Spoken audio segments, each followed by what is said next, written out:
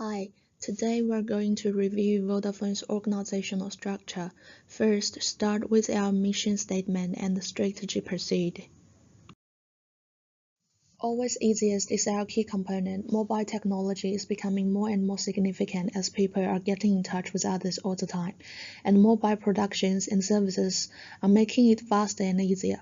Our customers rely on our products and 24/7 services, and we strive to provide them a consistent, flexible, and easy experience. We'll always stand for the willingness to continuous improvement. Easiest is about standing out from our competitors, knowing the things that Vodafone can do better. Vodafone's 5 strategic pillars are a good place to work. We start with our people, as they are the key to our success, said Rob Shutter, CEO of Vodafone. Vodafone focused on the employees, the quality of people, the investment on them, and the way to retain them. We believe the people and the talent they earn are the foundations. The easiest place to do business is a customer-oriented strategy that we want to make things easier and effective for customers, provide better services, meet their needs. Building for the future is obvious, innovating and improving on our technologies and systems to provide unique products and services, follow up the rapidly changing demands. Playful and connected brands focused on the way we communicate with customers to comfort customers based on convenience and playfulness. A leading and improved reputation which focused on our stakeholders, understand their concerns, communicate with the right people. The current structure of Vodafone was imposed in the year 2010. The focus of the current structure is on increasing the current financial, customer, commercial strength, and shareholder returns from all the countries that Vodafone is invested in and operates in. One of the other things that would be the focus of the current structure would be reducing the number of layers and simplifying the governance inside the organization. Accountability of group companies in different operating regions could be one of the focus, as Vodafone operates in a lot of different economies that vary culturally in terms of organizational structure. Now we talk about the organizational hierarchy in Vodafone. Vodafone implies a top-down approach to the organization. That means most of the top management makes majority of the management decisions for the organization. There are a few changes to the organizational hierarchy depending on where geographically the company operates based on the geographical multi-model. And mergers and acquisitions also have a great implication on the way the hierarchy operates in the company in the operating regions.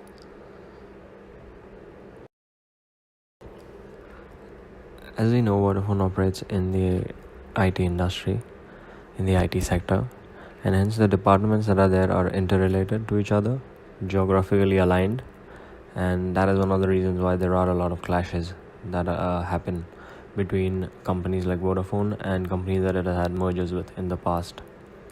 The different structures also play an important role in how well the strategy gels together and how good it can be in terms of benefits for the organization.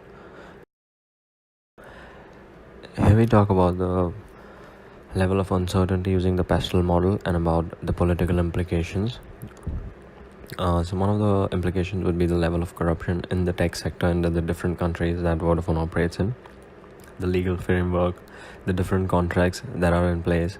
For instance, Vodafone is allowed to sell devices manufactured by certain manufacturers like Apple in countries like Australia or in the United States, but they can't do the same in countries like India because of the legal framework in place. Antitrust laws against wireless communications in countries like China, where you are prohibited to see certain content, have to be taken into account when managing your strategy. Taxation and employee benefits are one of the basic things that do affect an organization and have to keep in mind when planning the strategy. The economic aspects would be the difference in the economic systems in different countries that Vodafone operates in, like Europe, Africa, or Asia. The intervention of government in free market trade related to technology. For instance, certain countries are still getting into the whole tech and they're trying to build the infrastructure that could support the rise and gain popularity in technology. The exchange rates and the stability of the currency would be one of the major factors that Vodafone has to focus on, considering it provides a service and does not have any uh, physical product as such.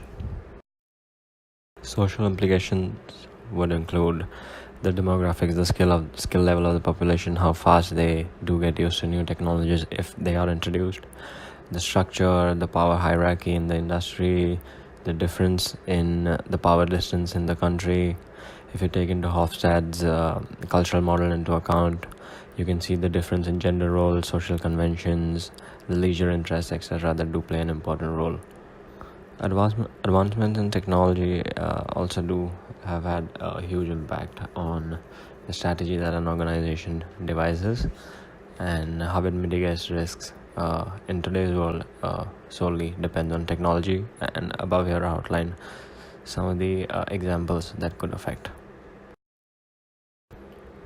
Certain environmental factors such as the weather, the change in the climate, the waste management in the tech sector, considering the high radioactive components that are in use in some of the services that we provide, and the attitude of the company towards the green and ecological products should also be taken into account. Some of the legal aspects would be the different antitrust laws in wireless communication, whether it be devices or apps or whatever. The copyright and intellectual property law that protects the consumers, and the data protection law that also protects the consumers and should be taken into account when devising the strategy. Some of the current challenges would be one of Vodafone's holding companies, Colau, split the European working operations into two regions. That has seen a 10% fall in quarterly results until June for Vodafone. That could have a large number of implications, which I have pointed out as we can see above, that they need to invest some of the dividends that have been paid through their holding company in Verizon, and they should invest in more emerging economies where profits could be larger than they are in developed economies. The split caused a loss of more than 600,000 customers in Europe. Yes, they do need to focus on that, bring back the customers, and improve on the negative growth rate that they have in Europe. Vodafone usually follows a high level of centralized structure.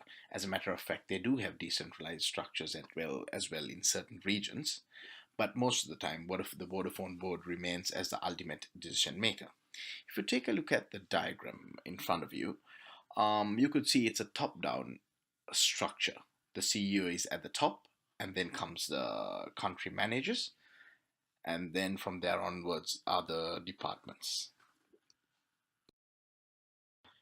Some of the advantages of a centralized structure would be common policies and practices are easier to implement on the whole business. Number two would be other parts of the business do not become too independent. Number three would be coordination and control from the center is easy.